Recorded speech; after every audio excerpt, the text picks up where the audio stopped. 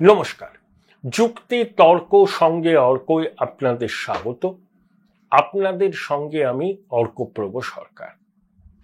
ভারতে অবস্থানরত বাংলাদেশের সাবেক প্রধানমন্ত্রী শেখ হাসিনা কেমন আছেন? বাংলাদেশের সমাজ মাধ্যমে গুজব ছড়িয়েছিল শেখ হাসিনা গুরুতর অসুস্থ, তাকে চিকিৎসার জন্য সিঙ্গাপুরে নিয়ে যাওয়া হচ্ছে। বাংলাদেশে রাজনৈতিক ব্যক্তিত্বদের এই অসুস্থতার খবর মাঝে মধ্যেই প্রচারিত হয়। অধিকাংশ ক্ষেত্রেই সেই খবরগুলো ভুয়ো থাকে। আওয়ামী লীগ ক্ল্যারিফাই করেছে এবং শেখ হাসিনা যে সুস্থ সবল এবং কর্মঠ আছেন সেটা আওয়ামী লীগ জানিয়েছে বিবৃতি দিয়ে। এবং শেখ হাসিনার কি কি কর্মসূচি আছে, মূলত তিনি তো ওই আওয়ামী লীগের গ্রুপে, ফেসবুকে, টেলিগ্রামে এসবে কথা বলেন, সেই ধারাবাহিক কর্মসূচির কথা ঘোষণা করেছেন।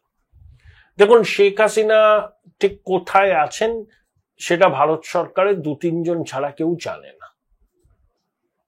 নিরাপত্তার ঘেরাটোপে আছেন, তার চিকিৎসার দিকেও ভারত সরকার নজর দিচ্ছে এবং নিয়মিত তার স্বাস্থ্য পরীক্ষা করা হয়।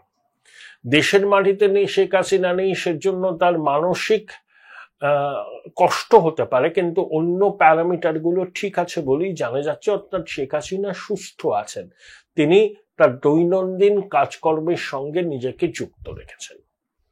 তাই যে গুজবটা পল্লবিত হয়েছিল যে শেখ হাসিনা গুরুতর অসুস্থ, তাকে সিঙ্গাপুরে নিয়ে যাওয়া হচ্ছে চিকিৎসার জন্য, এটা সম্পূর্ণরূপে ভ্রান্ত বলে দাবি করেছে আওয়ামী লীগ। 20 এপ্রিল আন্তর্জাতিক অপরাধ ট্রাইব্যুনালে শেখ হাসিনা এবং অন্যান্য আওয়ামী লীগের নেতাদের বিরুদ্ধে চার্জশিট পেশ করবে।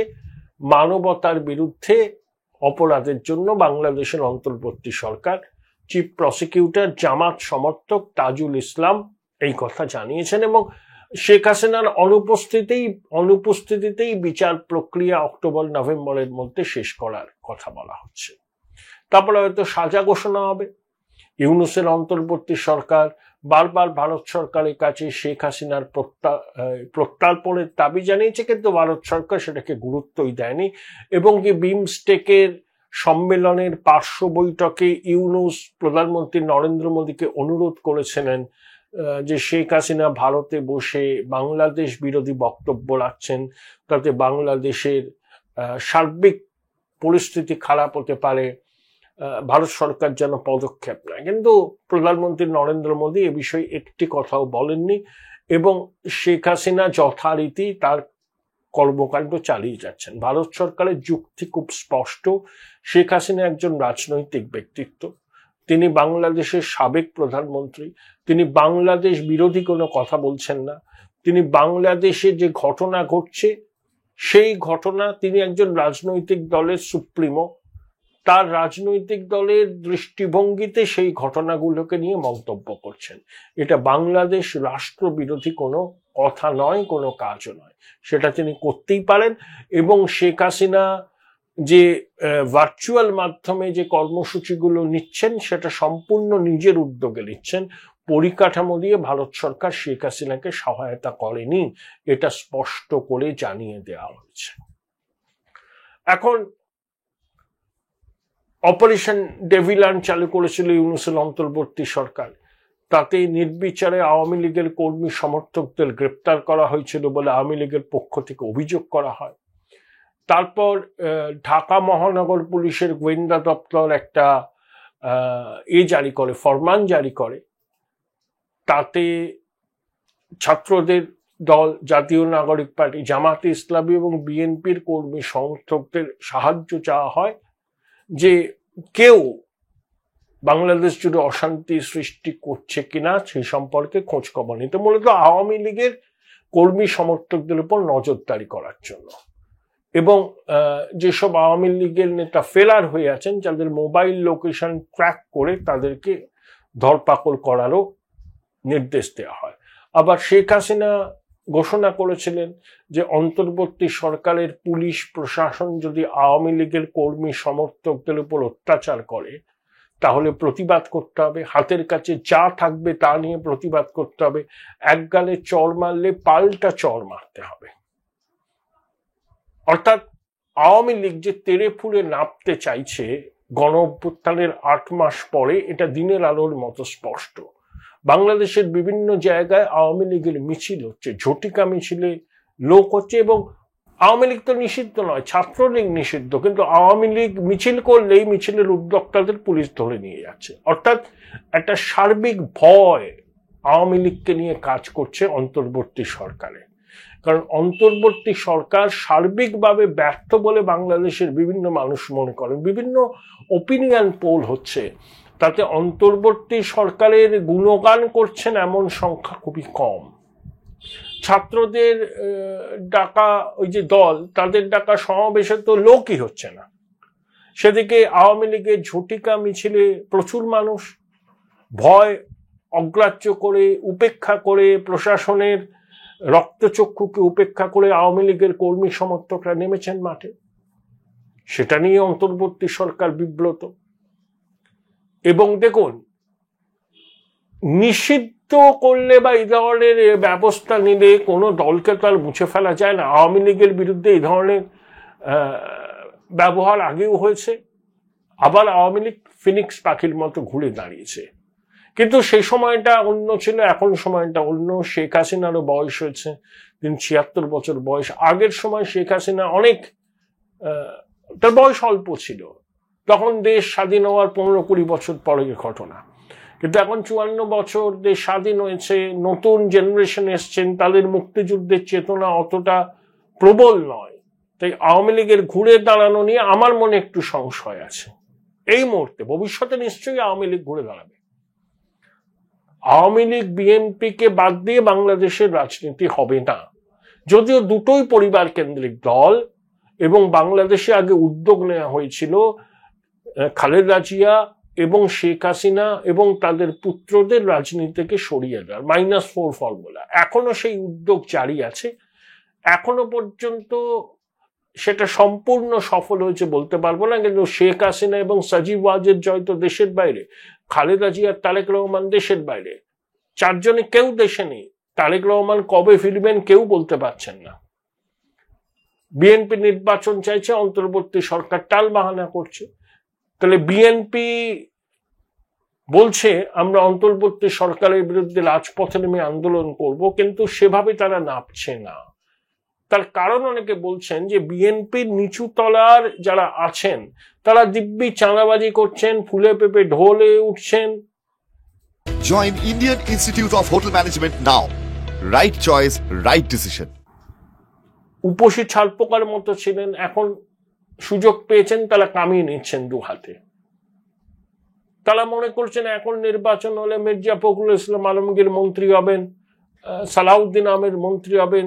আমার কি, আমি যা করার করে নি, 2 পাইস কামিয়ে নি। সেজন্য বিএনপির নিচু তলাকে অন্তর্বর্তী সরকারের বিরুদ্ধে রাজপথে নেমে আন্দোলন করতে কোনো উৎসাহ দেখা যাচ্ছে না। যদিও মির্জা ফখরুল ইসলাম আলমগীর থেকে বিএনপির শীর্ষ নেতারা সবাই বলছেন যে নির্বাচন না হলে আমরা সরকারের বিরুদ্ধে প্রবল আন্দোলন গড়ে তুলব। অন্তর্বর্তী সরকার এটা জানে, সেই জন্যই তারা নির্বাচন নিয়ে টালবাহানা করছে। তারেক রহমানের বিরুদ্ধে তো অনেকগুলো কেস টেস ছিল, আমি জানি না সেগুলো উইথড্র হয়েছে কিনা, কিন্তু তিনি এখনো তো দেশে ফিরছেন না। শোনা যাচ্ছে তিনি খুব শীঘ্রই ফিরবেন, আগে তিনি ফিরুন, তারপরে দেখা যাবে। তো এই হচ্ছে সার্বিক পরিস্থিতি। নির্বাচন নিয়ে ধোঁয়াশা আছে। সেনাপ্রধান তো বলেইছিলেন ডিসেম্বরের মধ্যে অন্তর্ভুক্তিমূলক নির্বাচন করতে হবে। তিনি নাকি রিফাইন্ড আওয়ামী লীগের প্রস্তাব দিয়েছিলেন। ছাত্ররা রেড়ে করে উঠেছিল, আওয়ামী লীগকে নিষিদ্ধ করতে হবে, গণহত্যার বিচার না হওয়া পর্যন্ত কেউ যেন নির্বাচনের নাম না মুখে না আনেন। অন্তর্বর্তী সরকারও কালক্ষেপ করে যাচ্ছে, বিভিন্ন রকম কথা বলে ঠিক রোড ম্যাপটা দিচ্ছে না। অর্থাৎ সময় কাটানোর কৌশল। ছাত্ররা জানে যে শোচনীয় ফলাফল হবে নির্বাচনে, তাদের জামানত বাজেয়াপ্ত অধিকাংশ। এবং ইউনূসের দলই তো এটা, তাই ইউনূস চাইছেন না তার নিজের দলের এই বিপর্যয় হোক নির্বাচনে। এই মধ্যে আওয়ামী লীগ পথে নামছে। শেখ হাসিনা নিয়মিত কর্মী সমর্থকদের উজ্জীবিত করার জন্য ভাষণ দিচ্ছেন, আওয়ামী লীগও পথে নামছে, এবং যেই আওয়ামী লীগ পথে নামছে প্রশাসন প্যানিক রিয়াকশন দিচ্ছে, ধর পাকড় নির্যাতনের অভিযোগ করছে। অর্থাৎ আওয়ামী লীগের প্রাসঙ্গিকতা যে এখনো কতটা বাংলাদেশে সেটা কিন্তু এর প্রমাণ। দেখুন, 30% থেকে 35% ভোট আওয়ামী লীগের বাধা। সেই ভোটাররা নৌকা চিহ্ন ছাড়া কোথাও ভোট দেবে না। তাহলে ভোটারদের 1/3 হচ্ছে আওয়ামী লীগের একেবারে কোর ভোটার। বিএনপির এরকম কোর ভোটার আছে। তাহলে আওয়ামী লীগকে নিষিদ্ধ করার উদ্যোগ হলে এই কোর ভোটাররা কি করবে? তা তো নির্বাচন হয় না, নির্বাচন প্রহসন হয়। ঠিক শেখ হাসিনা যে ভুলটা করেছিলেন, বিএনপি নির্বাচনে প্রতিদ্বন্দ্বিতা করতো না, বয়কট করত, কারচুপির অভিযোগ তুলে, যে ভোট দেওয়ার আগেই ফলাফল হয়ে গেছে। তাই সেই নির্বাচনগুলো নিয়ে প্রশ্ন আছে, সঙ্গত প্রশ্ন। অন্তর্বর্তী সরকার গণতন্ত্রের পূজারী বলে নিজেদের দাবি করছেন, তা তাদেরকে তাদের কথা এবং কাজের মধ্যে যে মিল আছে সেটা প্রমাণ করার জন্য অন্তর্ভুক্তিমূলক নির্বাচন করতে হবে, এবং তাতে আওয়ামী লীগ থাকবে। অন্তর্বর্তী সরকারের ছক হচ্ছে, হ্যাঁ আওয়ামী লীগ থাকুক, কিন্তু শেখ হাসিনার নেতৃত্বের বিরুদ্ধে বিদ্রোহ করে আওয়ামী লীগের কিছু নেতা বঙ্গবন্ধুর প্রতি আনুগত্য জ্ঞাপন করে সেই আওয়ামী লীগকে সামনে আনুক, তারা প্রতিদ্বন্দ্বিতা করল। কারণ আওয়ামী লীগের কর্মী সমর্থকরা এই ফর্মুলা মেনে নেবেন। আওয়ামী লীগ মানেই বঙ্গবন্ধু শেখ মুজিবের পরিবার, বিএনপি মানেই খালেদা জিয়ার পরিবার। তাই আওয়ামী লীগের কোন নেতা যদি শেখ হাসিনার কার্যকালকে সমালোচনা করে বঙ্গবন্ধুর আদর্শে চলবো বলে ঘোষণা দিয়ে নতুন আওয়ামী লীগ নিয়ে নির্বাচনে হাজির হন, তার ভরাডুবি হবে, এটা বাস্তব। ইউনূসের অন্তর্বর্তী সরকার দেখাতে চাইছে আমরা অন্তর্ভুক্তিমূলক নির্বাচন করেছি, আওয়ামী লীগও আছে, আওয়ামী লীগের নেতারা লড়ছেন, কিন্তু শেখ হাসিনা নেই। শেখ হাসিনাকে তারা ভয় পায়। আওয়ামী লীগ জানে এই ধরনের উদ্যোগ একটা হচ্ছে, তারা আশাবাদী যে বাংলাদেশের মানুষ এই উদ্যোগকে অঙ্কুরেই বিনষ্ট করবে। এবং শেখ হাসিনাও মরিয়া হয়ে গেছেন যে অভ্যুত্থানের 1 বছর হতে তো আর বেশি দেরি নেই, তার মধ্যেই একটা কামব্যাক করতে। সেই জন্য দেখবেন আওয়ামী লীগের সভায় মিছিলে লোক হচ্ছে, রিস্ক নিয়ে মানুষ পথে নামছে, পুলিশ প্রশাসন গ্রেপ্তার করতে পারে ধরে নিয়েও নামছে।